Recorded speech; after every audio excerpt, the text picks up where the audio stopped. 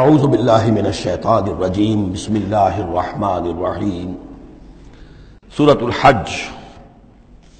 بسم اللہ الرحمن الرحیم یا ایھا الناس اتقوا ربکم ان زلزلۃ الساعۃ شیء عظیم۔ یہ فزع الاکبر جس سے کہ ختم ہو رہی ہے سورہ انبیاء، اسی کے تذکرے سے یہ شروع ہو رہی ہے سورہ حج۔ اے لوگو ڈرو اپنے رب سے، تقوی اختیار کرو اپنے رب کا، یقیناً قیامت کا زلزلہ بہت بڑی شے ہوگا۔ یوم ترونہا، جس دن کہ تم اس کو دیکھو گے، تذہل کل مرضعۃ عما ارضعت، بھول جائے گی ہر دودھ پلانے والی جسے وہ دودھ پلاتی تھی۔ یعنی واقعہ یہ ہے کہ حیوانات میں جو بھی دودھ پلانے والا کوئی جانور بھی ہو تو اسے بھی اپنے بچوں کے ساتھ جو انس ہوتا ہے، اور خاص طور پر انسانوں میں پھر ماں کی محبت اور شفقت اور ممتا جو ہے وہ اپنی جان دینے کو تیار ہوتی ہے، اپنے بچے کی آنچ نہیں آنے دیتی۔ لیکن وہ سخت ایسا دن ہوگا، ایسی سختی ہوگی کہ دودھ پلانے والیاں اپنے دودھ پیتے بچوں کو بھول جائیں گی۔ وَتَضَعُ كُلُّ ذَاتِ حَمْلٍ حَمْلَهَا، اور دہشت کا عالم یہ ہوگا کہ ہر حاملہ کا حمل گر جائے گا۔ وَتَرَى النَّاسَ سُكَارَىٰ، تم دیکھو گے لوگوں کو کہ جیسے نشے میں ہیں، اس طرح کی کیفیت ان پر طاری ہوگی، ایسے بے سدھ سے نظر آئیں گے جیسے کہ گویا کہ نشے میں، وَمَا هُم بِسُكَارَىٰ، حالانکہ وہ کسی نشے میں نہیں ہیں، وَلَٰكِنَّ عَذَابَ اللَّهِ شَدِيدٌ، بلکہ اللہ کا عذاب بہت سخت ہے، اللہ کی طرف سے بڑی سخت یہ گھڑی آنے والی ہے جس سے کہ اللہ تعالیٰ اپنے مومن صادق بندوں کو بچا لے گا، جس کی صراحت ہے حدیث کے اندر۔ وَمِنَ النَّاسِ مَن يُجَادِلُ فِي اللَّهِ بِغَيْرِ عِلْمٍ، لوگوں میں سے ایسے بھی ہیں جو اللہ کے بارے میں جھگڑتے ہیں، اللہ کی آیات کے بارے میں جھگڑتے ہیں، قرآن مجید کے احکام کے بارے میں جھگڑتے ہیں، جبکہ حال یہ بغیر علم، نہ ان کے پاس کوئی علم ہے، وَيَتَّبِعُ كُلَّ شَيْطَانٍ مَرِيدٍ، اور وہ پیروی کر رہے ہوتے ہیں، صاف نظر آتا ہے کہ ہر سرکش شیطان کی پیروی کر رہے ہیں،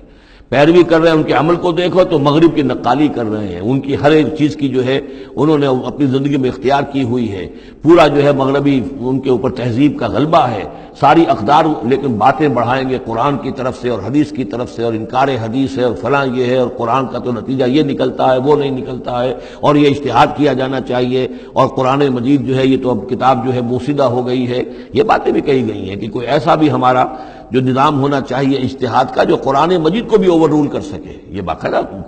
رائے موجود ہے کہ قرآن مجید میں بھی جو صریح احکام آئے ہیں وہ بھی ایک خاص قوم کے لیے، خاص وقت کے لیے تھے، یہ ہمیشہ کے لیے نہیں ہے۔ تو بڑے بڑے دانشور، بڑے بڑے جو اسکالرز ہیں، بڑی بڑی ڈگریاں ان کے پاس ہیں، میک گل سے لے کر آئے ڈگریاں۔ ڈاکٹر فضل الرحمان صاحب آئے تھے تو میک گل سے ڈگری لے کر آئے تھے، جنہوں نے جو وحی کے بارے میں کہا تھا کہ یہ حضور کا بھی کلام کہا جا سکتا ہے، اس کو اللہ کا بھی کلام کہا جا سکتا ہے، باقی فرشتے کی کوئی حیثیت نہیں ہے۔ یہ ساری باتیں ڈاکٹر فضل الرحمان کہنے والے تھے۔ میک گل سے انہوں نے یہودیوں سے آ کر ڈگریاں حاصل کی تھی انہوں نے،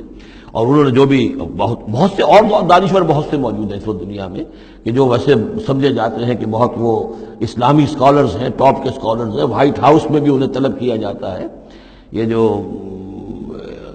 سید حسین نصر ہیں، ایرانی ایک ہے، اب وہ رہ گئے ہیں جن کا ڈنکا بج رہا ہے زیادہ، ورنہ پہلے یہ ہے کہ یہ دو تھے، سید حسین نصر بھی تھے اور ڈاکٹر فضل الرحمان بھی تھے پاکستان کے۔ لیکن وَمِنَ النَّاسِ مَن يُجَادِلُ فِي اللَّهِ بِغَيْرِ عِلْمٍ وَيَتَّبِعُ كُلَّ شَيْطَانٍ مَرِيدٍ كُتِبَ عَلَيْهِ، اس شیطان کے بارے میں تو یہ بات لکھ دی گئی ہے، طے کر دی گئی ہے، أَنَّهُ مَن تَوَلَّاهُ، کہ جو کوئی بھی اس کی دوستی اختیار کرے گا، فَأَنَّهُ يُضِلُّهُ، تو وہ اسے گمراہ کر کے رہے گا، وَيَهْدِيهِ إِلَىٰ عَذَابِ السَّعِيرِ، اور پہنچا کر رہے گا اسے اس جلانے والے دوزخ کے عذاب میں۔ یا ایھا الناس، اے لوگو، ان کنتم فی ریب من البعث، اگر تمہیں کوئی شک ہے کہ کیسے دوبارہ زندہ ہو جائیں گے، کیسے اٹھا لے گا اللہ تعالیٰ، کوئی تمہیں اشکال پیدا ہوتا ہے تو لو ہم تمہیں ایک مثال سے سمجھاتے ہیں۔ فَإِنَّا خَلَقْنَاكُم مِّن تُرَابٍ، سوچو ہم نے تمہیں مٹی سے پیدا کیا، اس لیے کہ باپ کے بھی جسم میں اگر لطفہ بنا ہے، منی بنی ہے، کہاں سے بنی ہے؟ غذا کہاں سے آئی تھی اس کی؟ ساری غذا تو مٹی سے آئی ہے، زمین سے آئی ہے، یہیں سے آئی ہے، وہ منرلز ہیں، وہ سب کچھ ہیں، گوشت کھایا ہے تو بکری نے جو کہاں سے غذا لی تھی؟ زمین سے لی تھی۔ تو تمہاری جو تخلیق ہے سب کی ابتدا میں جو ہے وہ مٹی سے ہے، من تراب ثم من نطفۃ، پھر وہ نطفے کی ایک شکل بنی، ثم من علقۃ، پھر تم ایک علقہ کی شکل میں تھے۔ اس علقہ کے بارے میں بعد میں عرض کروں گا، ابھی میں اس کا کوئی ترجمہ نہیں کر رہا۔ اس کا ترجمہ عام طور پر جمع ہوا خون کیا جاتا ہے، یہ ترجمہ صحیح نہیں ہے۔ ثم من مضغۃ، پھر یہ کہ وہ ایک لوتھڑے کی طرح تھا، گوشت کا ایک لوتھڑا سا تھا، مخلقۃ و غیر مخلقۃ، پہلے اس پہ کوئی نشانات تھے ہی نہیں، پھر اس لوتھڑے کے اوپر نشانات آنے شروع ہوئے، معلوم ہوا کہ یہاں سے یہ بازو نکلیں گے، یہاں سے یہ ٹانگیں نکلیں گی، اسی کے اندر جو ہے یہ آثار شروع ہو گئے۔ لنبین لکم، تاکہ ہم تمہیں کھول کھول کر بیان کر دیں۔ یہ جو بھی سٹیجز ہیں، جو ایمبریونک جو سٹیجز ہیں، اس میں واقعہ یہ کہ اس کے بارے میں کتھل مور کا میں قول آپ کو سنا چکا ہوں، جو تعارف قرآن کا میرا لیکچر تھا، کہ ان چیزوں کے بارے میں حیران اور ششدر ہیں جو اس وقت ایمبریولوجی کے سب سے بڑے ماہر ہیں، جن کی ٹیکسٹ بکس دنیا کے اندر سب سے زیادہ مستند مانی جاتی ہے، کہ ہم حیران ہیں کہ یہ ساری چیزیں قرآن مجید نے کیسے کہی ہیں، اور یہ بالکل ایگزیکٹ جو ہے تعبیر ہے ان سٹیجز کی، کہ جو رحم مادر میں انسانی جنین جن سٹیجز سے گزرتا ہے اس کی اس سے زیادہ صحیح تعبیر ہو نہیں سکتی۔ وَنُقِرُّ فِي الْأَرْحَامِ مَا نَشَاءُ، یہی مضمون چونکہ دوبارہ پھر آئے گا سورہ مومنون کے پہلے رکوع میں، تو میں وہاں اس کے بارے میں تفصیل سے کروں گا۔ اور ہم ٹھہرائے رکھتے ہیں رحموں میں جو ہم چاہتے ہیں، یعنی رحم کے اندر رحم مادر میں وہ حمل رہتا ہے، اب وہ حمل بیٹے کا ہوا ہے، بیٹی کا ہوا ہے، یا بیٹا یا بیٹی وہ ذہین ہے، فتین ہے، خوبصورت ہے، کیسی ہے، صحیح ہے، سالم ہے، وہ ہمارا فیصلہ ہے۔ نقر فی الارحام ما نشاء الی اجل مسمى، ہم ٹھہرائے رکھتے ہیں رحموں میں جو ہم چاہتے ہیں ایک وقت معین تک، ثم نخرجکم طفلا، پھر ہم تمہیں نکالتے ہیں اور تم چھوٹے سے بچے ہوتے ہو، ثم لتبلغوا اشدکم، پھر تم اپنی پوری جوانی کو پہنچتے ہو، قوت کو پہنچتے ہو، ومنکم من یتوفى، تم میں سے وہ بھی ہیں کہ جو پہلے ہی ان کا انتقال ہو جاتا ہے، انہیں قبض کر لیا جاتا ہے، انہیں اللہ تعالیٰ لے جاتا ہے، ومنکم من یرد الی ارذل العمر، اور تم میں سے ایسے بھی ہوتے ہیں جو بڑی ہی نکمی ضعیفی کی عمر کو پہنچ جاتے ہیں، لِكَيْ لَا يَعْلَمَ مِن بَعْدِ عِلْمٍ شَيْئًا، کہ پھر وہ نہ جانے سب کچھ جاننے کے باوجود کچھ بھی۔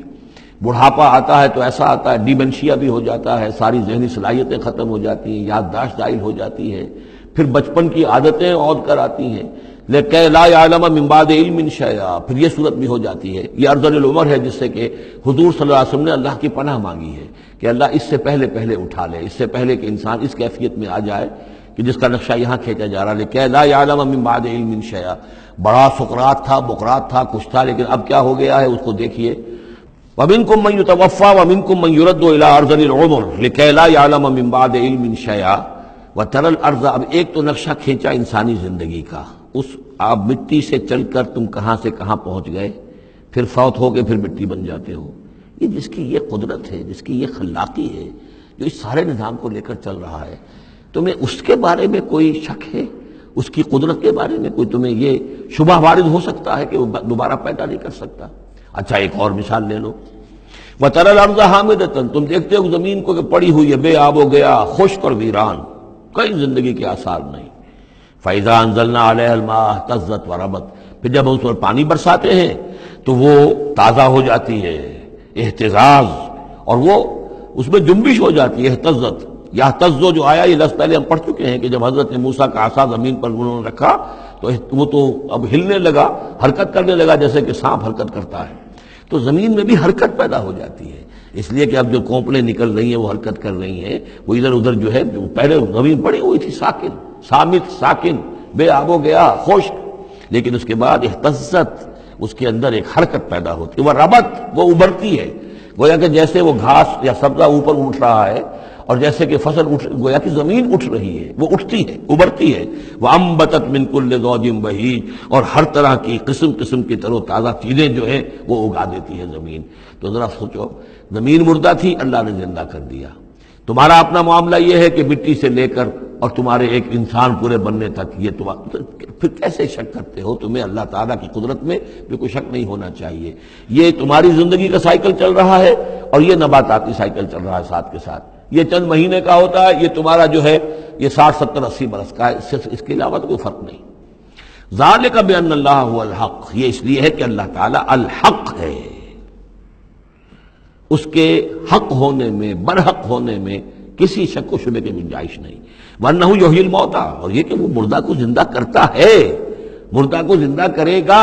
زمین تمہارے سامنے مردہ پڑی ہوتی ہے اور زندہ ہو جاتی ہے۔ وَأَنَّهُ عَلَىٰ كُلِّ شَيْءٍ قَدِيرٌ، اور یہ کہ وہ تو ہر چیز پر قادر ہے۔ وَأَنَّ السَّاعَةَ آتِيَةٌ، اور یہ کہ قیامت آ کر رہنی ہے، لَا رَيْبَ فِيهَا، اس میں کسی شک و شبے کی گنجائش نہیں۔ وَأَنَّ اللَّهَ يَبْعَثُ مَن فِي الْقُبُورِ، اور یقیناً اللہ تعالیٰ اٹھائے گا ان کو جو قبروں کے اندر ہے، بعث بعد الموت ہو کر رہے گا۔